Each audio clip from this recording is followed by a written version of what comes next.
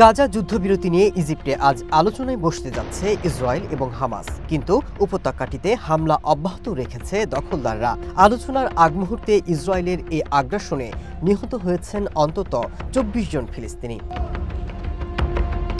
গাজায় শান্তি ফেরাতে মরিয়া আমেরিকার প্রেসিডেন্ট ডোনাল্ড ট্রাম্প। যুদ্ধ বন্ধের আলোচনা দ্রুত এগোতে হবে, আর বেশি দিন ঝুলিয়ে রাখা যাবে না। ইসরায়েল এবং সশস্ত্র গোষ্ঠী হামাসকে সামাজিক যোগাযোগ মাধ্যমে এমনই বার্তা দিয়েছেন ট্রাম্প। দ্রুত সিদ্ধান্ত না নিলে ব্যাপক রক্তপাত হতে পারে, এ নিয়ে দুপক্ষকে সতর্ক করেন তিনি।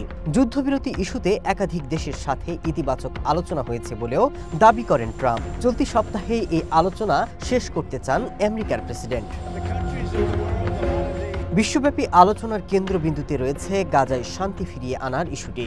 অপেক্ষা যুদ্ধ বন্ধের সেই ঐতিহাসিক মাহেন্দ্রক্ষণের। তবে আশার আলোর বিপরীতে রয়েছে অনেক শঙ্কা, যা ভেস্তে দিতে পারে গাজা যুদ্ধবিরতির সম্ভাবনাকেও।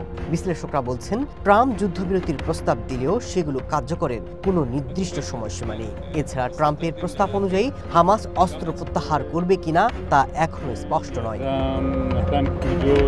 সোমবার ইজিপ্টের রাজধানী কায়রোতে ইসরায়েল, হামাস এবং অন্যান্য ফিলিস্তিনি পক্ষ এবং আমেরিকার প্রতিনিধিরা বৈঠকে বসতে চলেছেন। ট্রাম্পের ২০ দফা পরিকল্পনার যেসব বিষয়ে হামাস এখনো সম্মত হয়নি, সেগুলো নিয়ে আলোচনা করাই এই বৈঠকের মূল উদ্দেশ্য।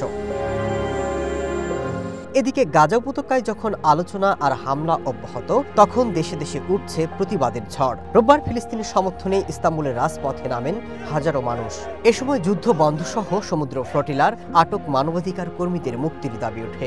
সোমবার ইজিপ্টের আলোচনা ঘিরেও সমাবেশের ডাক দিয়েছে কয়েকটি সংগঠন। Masud Rana, one international desk.